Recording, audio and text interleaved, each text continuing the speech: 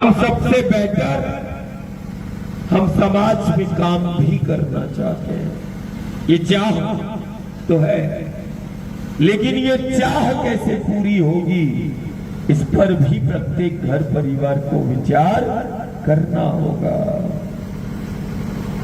यदि हम सबसे बेहतर जीवन को जीने की चाह रखते हैं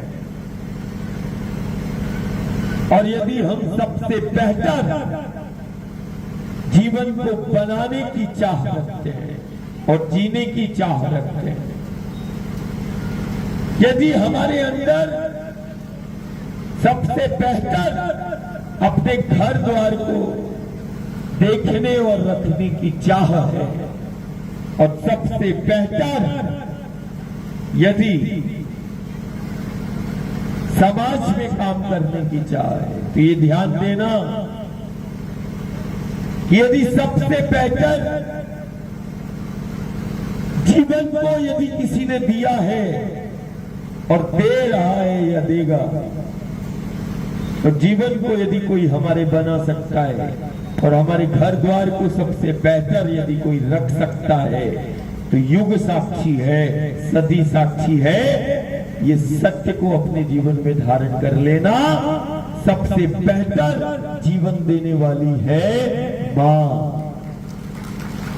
और सबसे बेहतर जीवन को बनाने वाली भी है मां। और यदि कोई हमारे घर द्वार को सबसे सुरक्षित और सबसे बेहतर रख सकती है, तो वो भी है मां, वो भी है मां। बेहतर जीवन को देने वाली है मां और बेहतर जीवन को बनाने वाली भी है मां। युग साक्षी है, सदी साक्षी है। बेहतर जीवन दिया है वो है मां, बेहतर जीवन को बनाती है वो है मां, जीना सिखाती है वो है मां और बच्चे को आत्मनिर्भर बनाती है वो भी है मां और घर द्वार को सबसे बेहतर रखती है वो भी है मां। मेरी प्रसन्नता, मेरा संपन्नता का सुख और आनंद का आधार भी है मां, सिर्फ मां है,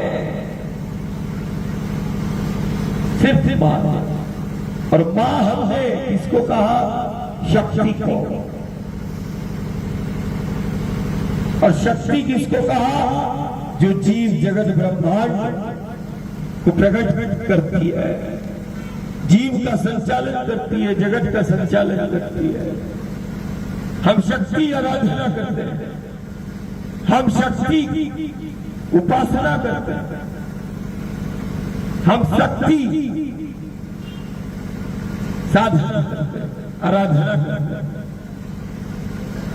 कारण वो हमारे जीव की जगत की वो आधार है, आधार को वो शक्ति के रूप में, और शक्ति को हमने मां के रूप में पाया है और शक्ति को हमने मां के रूप में माना है। साक्षात शक्ति, साक्षात शक्ति को पाया है मां नर्मदा के रूप में, साक्षात शक्ति को पाया है। दुनिया के लिए नदी है, हमारे लिए भगवती है, हमारे लिए शक्ति का साक्षात स्वरूप है। दुनिया के लिए नदी है गंगा, यमुना, नर्मदा, हमने नदियों के रूप में साक्षात शक्तियों को पाया है।